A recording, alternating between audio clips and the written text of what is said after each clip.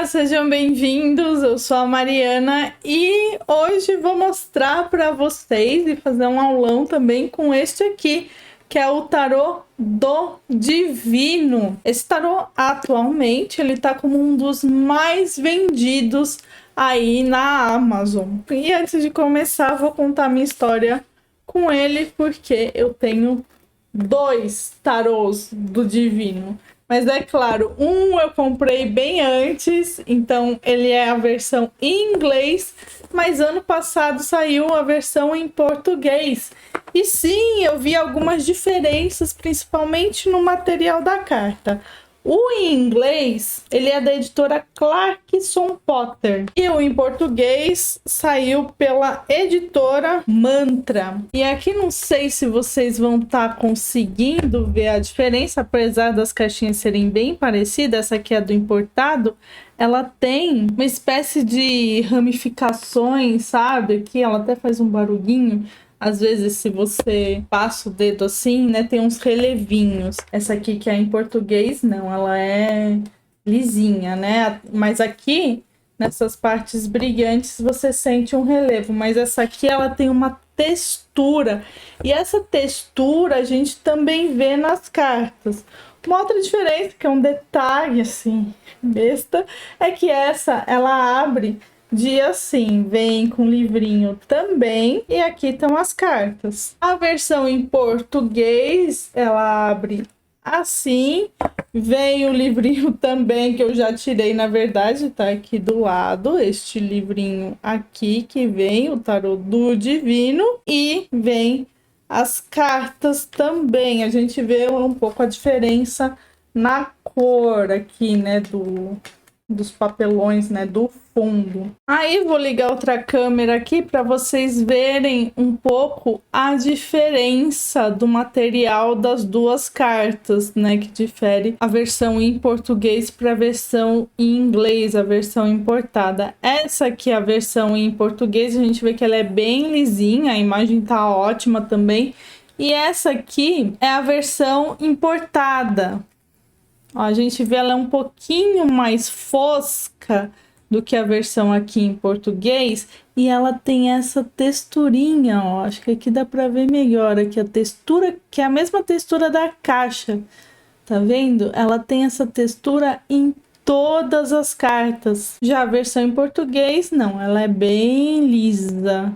Ela não tem textura aqui nenhuma. Aqui a textura, ó. Até passa a unha, dá para sentir. Então essa é praticamente a diferença aí das duas cartas. Atrás elas têm a mesma imagem, atrás a da importada tem a mesma textura também, né? Aqui dá para ver mais contra a luz. E a versão nacional é lisa. Mas vamos voltar à versão em português. Aqui, atrás da caixa, diz: mitos e lendas que transcendem gerações apontam caminhos para nossas jornadas espirituais. Em uma celebração multicultural, o tarô do Divino une os 78 arquétipos tradicionais do tarô, representações do folclore mundial, dos contos persas de Aladim à fábula indígena brasileira do Boitatá, passando por contos de fadas europeus, a mitologia maori, histórias tradicionais do Oriente e muito mais. Aí aqui mostra algumas cartas, nesse caso os enamorados e a temperança, e as deslumbrantes ilustrações de Yoshi Yoshitani dão vida a divindades e seres místicos de mais de 40 países. O guia que acompanha as cartas traz dicas de como interpretar essas poderosas imagens de acordo com os temas clássicos do tarô. Aprecie a profunda experiência de ser guiado pelas cartas por um caminho de autoconhecimento e descoberta. A ilustradora Yoshi Yoshitani foi indicada ao prêmio Eisner por sua graphic novels para DC Comics. Ilustrou também para Disney, DreamWorks e Netflix. Aí aqui é um lado da caixinha, aqui a parte de cima. A gente vê que tem detalhes que brilham bastante. Aqui o outro lado, aqui a parte do fundo. E aqui a capa, né? Que já tá escrito, inspirado em divindades, folclores e contos de fadas de todo mundo. O livrinho que vem é este aqui. Vamos dar uma olhada aqui. Boas-vindas a quem ouve, busca e fala. Aí aqui o tarô, um conjunto de cartas que usa o simbolismo visual como portal entre subconsciente e a mente consciente. Concordo muito com isso. Aqui falando do tarô do divino, usa divindades, folclores, contos de fadas, mitos e lendas de todo mundo para representar os diferentes temas de um baralho de tarô. E aqui falando, né, que o tarô foi feito para homenagear aí histórias de várias culturas. Aqui algumas dicas como ler as cartas do tarô, cartas verticais invertidas, tiragem de uma carta, tiragem de 3 cartas, aqui dando vários exemplos, tiragem de 5 cartas, exemplo de interpretação. Então, se você quiser iniciar com ele, o próprio livro já dá várias dicas. E aqui a gente tem, ó, qual é o conto da carta, da onde que ela é. Aqui um pouco falando sobre o louco, ela na posição vertical e ela na posição invertida. O meu, vocês estão vendo que ele tá grifado aqui, porque eu grifei algumas palavras que eu acho que identificam bem cada uma das cartas que eu vou estar falando daqui a pouco. E é um livro que fala tanto dos arcanos maiores quanto dos menores. Então vamos iniciar aqui com o louco. Nesse tarô, a carta do louco, ela é inspirada aí no conto da Pequena Sereia, que é um conto da Dinamarca. E o louco aqui, a palavra dele é espírito livre. Então é aquele momento onde a gente pode seguir por qualquer caminho que o nosso coração queira. Carta número 1 do mago é o conto da fada madrinha, que é um conto de fadas aí da França. E o mago fala de habilidade, então ele diz que você tem habilidade para fazer qualquer coisa que você queira. O louco ali falando para você seguir seu coração e aqui já falando das suas habilidades. Carta 2, a sacerdotisa, é um conto folclórico árabe da Sherazade. E é uma carta que tem a ver com intuição, da gente desenvolver aí o nosso lado intuitivo. Carta da Imperatriz, aqui falando da Nossa Senhora de Guadalupe, uma santa católica do México. E a Imperatriz é uma carta que tem relação aí com nutrição. Não só você nutrir pessoas, mas também muitas vezes nutrir um projeto, uma ideia, uma paixão que você tenha. Carta de número 4, o Imperador, aqui se relacionando com a lenda do Rei Arthur, que é uma lenda celta da Grã-Bretanha. E o Imperador fala de estabilidade e também estrutura. Então, quando sai essa carta, é o momento de estruturar as coisas, de buscar estabilidade. Carta de número 5, o Hierofante. Aqui relacionando com uma divindade Lakota, a mulher búfalo branco. E essa é uma carta que fala de tradição. Então, sempre aconselhando, se a gente quiser seguir os nossos sonhos ou algo do gênero, a gente seguir algum tipo de tradição, ir para um lado mais tradicional. Carta dos Enamorados, o conto de fada chinês, aqui no livro que tá falando que é um conto de fada chinês da Bela e da Fera. E é uma carta que fala de escolhas, para a gente fazer escolhas conscientes e responsáveis. Carta de número 7, o Carro. É um conto de fada norueguês que fala das 3 princesas da Terra Branca. E essa é uma carta que fala de perseverança, para você ter foco, determinação e, claro, perseverança em tudo aquilo que você quer fazer, né? Mantenha o foco e seja perseverante, não desista. Carta de número 8, a força. Ele relaciona ela a um conto de fada escocês que se chama Tanlin. E essa é uma carta que fala de controle, principalmente aí do controle dos nossos instintos, claro, de forma sábia. Carta 9, o eremita, relacionado a uma lenda celta da Irlanda, o druida e o cervo branco. E o eremita é uma carta que fala de introspecção, para a gente buscar sabedoria dentro de nós mesmos. Aqui, Roda da Fortuna, uma mitologia Akan de Gana chamada Anansi. E a Roda da Fortuna é uma carta que fala de ciclos, de ciclicidade, que tudo tem um início, tudo tem um fim, mas também que tudo pode ser repetido. Aqui, carta 11 da Justiça fala de uma lenda coreana que se chama Amaeng Eosa, e a Justiça é uma carta que fala de igualdade. A justiça, ela funciona para todos, seja você quem for, seja você em que patamar estiver. Aqui, carta do enforcado, ou do dependurado. Conto de fadas italiano, a Bela Adormecida. E é uma carta que fala de melhoria, que é o que? A gente olhar para as coisas de modo diferente para a gente melhorar. Porque geralmente é uma carta, quando ela sai, que a gente pode estar se sentindo estagnado. Carta 13, carta da morte. Aqui é um conto de fadas norueguês, o urso branco e o rei Valemon. E essa é uma carta de evolução, isso é, de transformação, de eu deixar aquilo que não serve mais para seguir por um novo caminho. Carta 14, a temperança. Essa aqui se refere a uma divindade da Índia, Bodhisattva budista. E essa é uma carta que fala de moderação, de equilíbrio. A gente tem moderação em tudo que a gente faz, nas nossas palavras, nos nossos pensamentos, muitas vezes até na nossa alimentação. Carta número 15, o diabo. Esse aqui da mitologia brasileira, Boitatá. E essa é uma carta de controvérsias. Então, às vezes parece que é bom, mas não é tão bom assim. Uma carta aí que fala de ilusões, né? De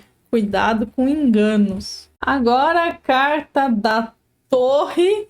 Aqui um conto de fadas alemão, Rapunzel. E a torre fala de reconstrução, que é deixar essa torre aí para trás e muitas vezes começar tudo do zero. Carta 17, a estrela. Aqui se referindo a um conto de fadas russo, que se chama Irmã Alenushka e Irmão Ivanushka. E essa é uma carta que fala de esperança. Então é isso, né? A gente passou pela torre, apesar de tudo, muitas vezes ter desmoronado, há algo ainda em que a gente pode se motivar, em que a gente pode acreditar que vai melhorar. Carta 18, carta da lua, carta da capa, inclusive aí desse tarô. É um conto de fada japonês, a princesa Kaguya. E essa é uma carta que fala de insegurança, né? Porque a gente não tá enxergando as coisas direito quando sai a carta da lua.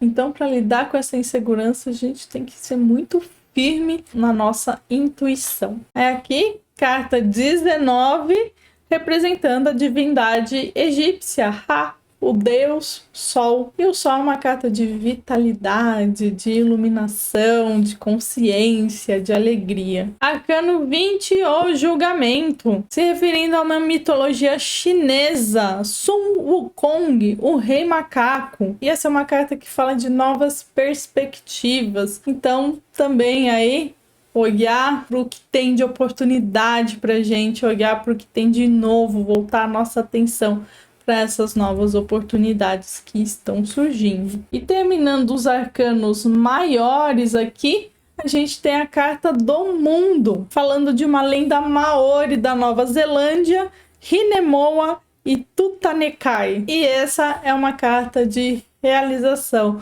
O mundo é onde, né, tudo se finaliza, tudo tá bem, tudo tá satisfatório. E agora vamos ao naipe de copas. Aqui, as de copas, falando da mitologia japonesa, o sake de Matsuru, E o As de Copas é uma carta que fala de novas emoções surgindo aí pra gente. 2 de Copas, uma mitologia suméria do Iraque, chamada Enkidu Gilgamesh. É uma carta que fala de parceria, que pode ser tanto parcerias amorosas como também profissionais. 3 de Copas, falando da mitologia hindu do Camboja, Apsara.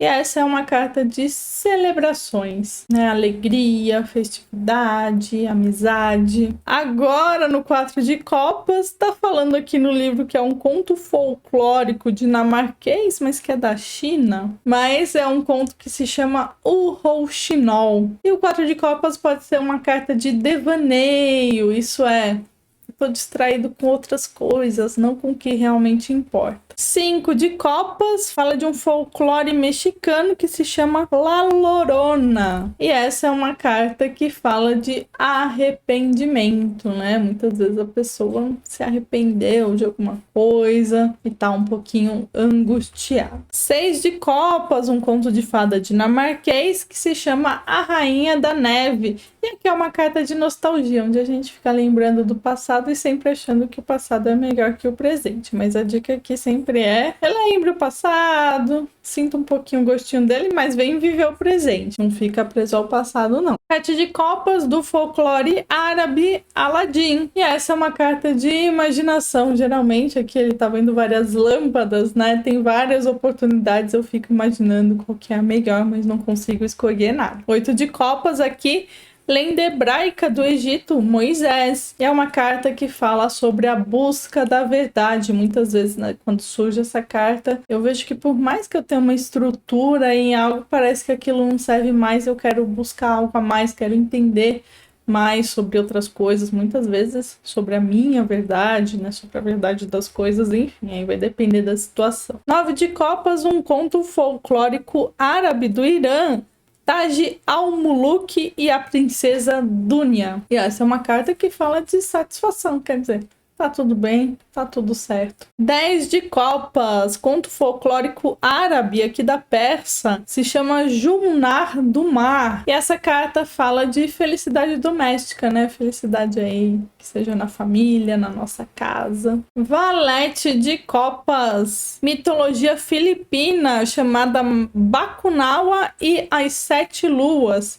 E essa é uma carta que fala de idealismo, né? Muitas vezes a pessoa idealizando aí relacionamentos. Cavaleiro de Copas, aqui uma lenda mongol que se chama Halibu e o Caçador. E essa é uma carta que fala de afeto. Na verdade, o Cavaleiro de Copas, ele busca afeto. Rainha de Copas, aqui, divindade Yorubá, Iemanjá. E é uma carta de empatia. A gente fala que a Rainha de Copas é uma das personagens mais empáticas aí do tarô, que entende todo mundo, é super amorosa, né, com todo mundo. Aqui, Rei de Copas, uma lenda chinesa que se chama O Menino e a Pérola do Dragão.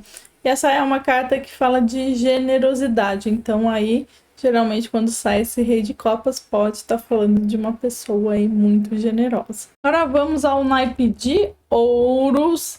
Aqui a gente tem o As de Ouros, que aí fala de um conto de fadas em inglês. Se chama João e o Pé de Feijão. E essa é uma carta que fala de novos negócios, muito a ver, né, com esse conto. Então é isso, né? Oportunidade para novos negócios, oportunidade para ganhar dinheiro. 2 de Ouros, aqui relacionada a uma mitologia Aida, que se chama Hipsunt. E essa é uma carta de equilíbrio, muitas vezes de quê? Equilibre suas finanças. 3 de Ouros aqui fala de uma mitologia tamangue do Nepal que se chama Banjakri e Banjakrini. E essa é uma carta que fala de colaboração, principalmente no trabalho. 4 de Ouros, aqui relacionando a um conto folclórico Aimara do Peru, que se chama A Esposa do Condor. E o 4 de Ouros é uma carta de mesquinhez, isso é, né? Eu colho os frutos, mas eu não largo mão deles. Aqui, 5 de Ouros, um conto folclórico da Dinamarca que se chama A Menina dos Fósforos. E essa é uma carta de recessão, geralmente de crise. Sempre um momento, né? Um momento de crise, então muitas vezes um momento de ficar mais parado, de rever as coisas. Aí aqui, 6 de ouros, fala de uma fábula Inuit do Alasca e se chama A Mulher que Tratava Bem os Insetos. E o 6 de ouros é a carta aí da generosidade, né? Pra gente ser generoso aí ou com as pessoas à nossa volta ou com nós mesmos. 7 de ouros, uma mitologia asteca do México que se chama Nanahuatzin. E essa é uma carta que fala de perseverança, então continue fazendo aquilo que você está fazendo e não desista. 8 de ouros, um conto de fadas alemão que se chama Os Seis Cisnes. E essa é uma carta de maestria, quer dizer, tudo que você está fazendo você tem muita habilidade para fazê-lo da melhor forma possível. Se não tiver, é momento de conquistar essa maestria. Agora aqui, 9 de ouros, uma lenda vietnamita que se chama A Lenda da Melancia. E essa é uma carta de autodisciplina, que é você vai conseguir tudo que você quiser e ser muito próspero se você tiver autodisciplina, só depende de você. 10 de ouros aqui fala de uma lenda da China que se chama Panhu. E essa é uma carta que fala de estabilidade financeira. Valete de ouros fala de uma divindade da Suécia que se chama Beaivnieida. E o valete de ouros fala de manifestação. Manifestação do quê, né? O ouro sempre fala de trabalho financeiro.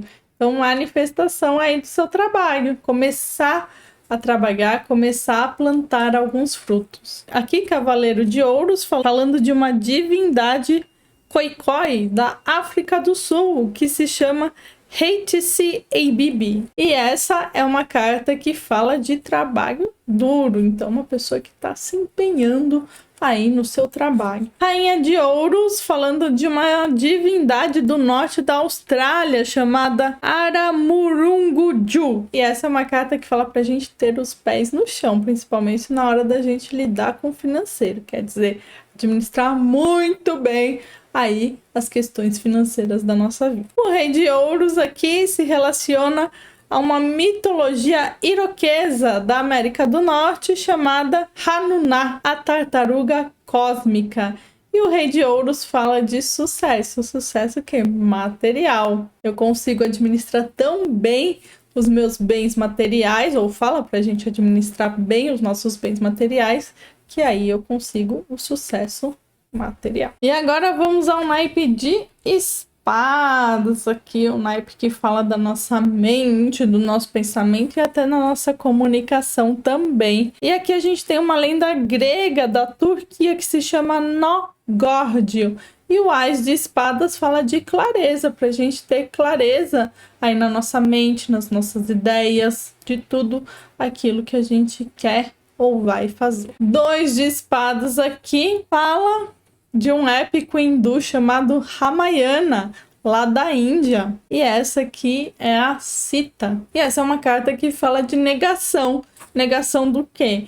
Negação de qualquer problema que esteja na minha frente, eu não quero resolver. Então eu nego qualquer problema que tenha, qualquer questão que apareça para resolver, porque eu simplesmente não quero gastar minha energia com isso. Então eu finjo que eu não enxergo. 3 de espadas aqui falando de um conto de fadas japonês que se chama Esposa Grow. E essa é uma carta que fala de pesar, muitas vezes pesar sentimental. Eu tô magoado com alguma coisa e não consigo sair daquilo. Minha mente fica alimentando aí essa mágoa. 4 de espadas aqui se referindo a uma mitologia nórdica da Noruega, Fenrir. E o 4 de espadas é uma carta de recuperação, que é o momento de eu descansar um pouco, de eu recuperar as minhas forças para depois voltar para resolver qualquer coisa ou situação que tenha que ser resolvida. 5 de espadas aqui da mitologia egípcia, a gente tem 3 divindades, Osíris, Sete e Ísis. E essa é uma carta que fala de rendição. Bom, como eu sei um pouco aqui dessa história, né? Sete corta Osíris aí em vários pedaços,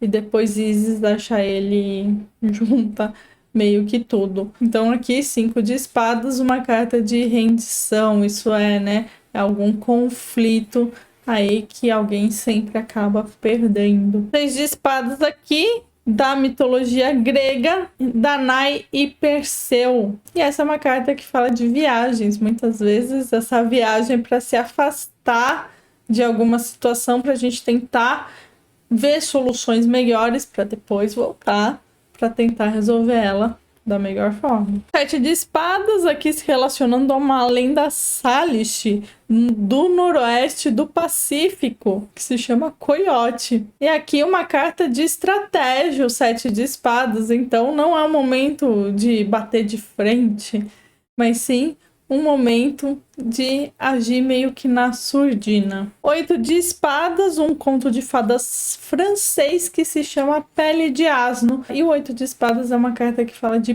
paralisia. Isso é, eu sinto que eu tô preso numa situação que não tenho o que fazer a respeito dela. Mas isso tá muito relacionado com o medo da nossa própria mente. 9 de espadas, da mitologia grega, Édipo, uma das primeiras novelas aí do mundo, com bastante drama e bastante reviravoltas. E aqui falando que é uma carta de obsessão, eu fico obcecado e cego por alguma coisa. Nessa carta eu não enxergo a verdade. Quem conhece o mito de Édipo deve saber quantas verdades não foram enxergadas nessa história. 10 de espadas, falando de uma mitologia inuit do Canadá chamada Sedna.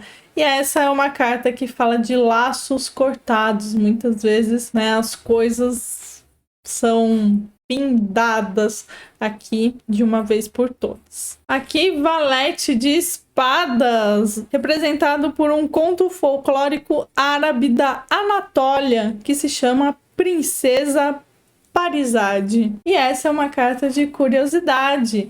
A gente fala de espadas, né? Muitas vezes da mente. Então aqui é a mente curiosa. Os valetes sempre estão iniciando algo. Então aqui é a pessoa curiosa para saber, para adquirir conhecimento. Aqui, Cavaleiro de Espadas, aqui representado por uma lenda malaia da Malásia, que se chama Rangituar. E essa é uma carta que fala de bravura.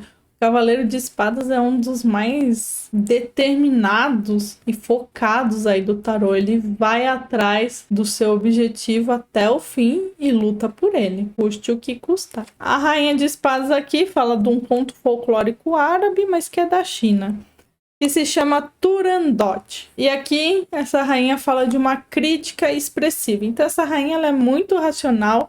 Ela pode ser uma conselheira, mas ela vai aconselhar realmente criticando, falando, mostrando tudo onde está errado, mas porque ela pensa muito bem racionalmente, geralmente uma pessoa muito inteligente. Aqui, Rei de Espadas, falando de uma mitologia persa, que é o Grifo. E essa é uma carta que fala de lógica. E o Rei de Espadas é isso, uma pessoa muito lógica, muito racional. Agora vamos ao naipe de Paus, que é um naipe que fala de ideias, inspirações, muitas vezes projetos. E o Ais, ela relaciona aqui a um conto popular chinês que se chama O Pincel Mágico. Geralmente essa carta fala de oportunidades para novas inspirações, sendo assim, também para você expandir a sua criatividade. 2 de paus aqui da mitologia romana na Itália, Jano. E essa é uma carta que fala de planejamento, então um momento aí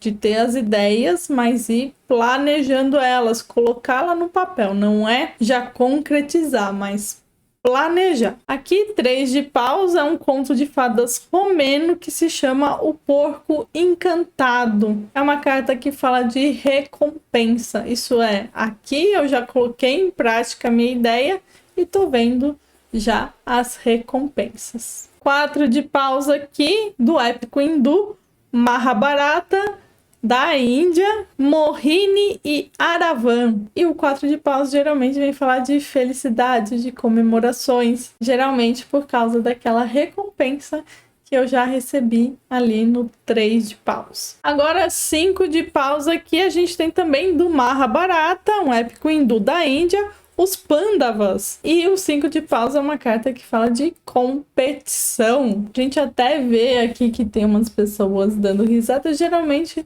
é uma competição saudável, uma competição aí pra gente realmente aprender alguma coisa, né, que serve para o nosso desenvolvimento pessoal. Aqui, 6 de paus, ela relaciona uma lenda moci da Burkina Faso que se chama Ienenga. E o 6 de paus é uma carta de vitória, né, de um reconhecimento público. Então, tudo que eu fiz agora está sendo reconhecido publicamente. 7 de paus aqui, um conto folclórico americano do Alabama que se chama John Henry. E essa é uma carta que fala para você lutar pelo que você acredita. Às vezes vão vir algumas pessoas falando: "Ai, você tem certeza que é esse caminho?", colocar algumas dúvidas na sua cabeça.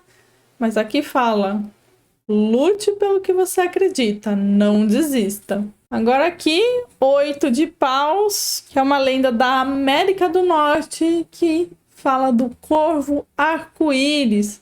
E o 8 de paus é uma carta que fala de velocidade. Isso é, continue no seu foco, seja muito focado, seja muito determinado e simplesmente vai. Cuidado com dúvidas. Porque imagina, você, uma velocidade muito grande, de repente você tem uma dúvida, o negócio dá uma desandada.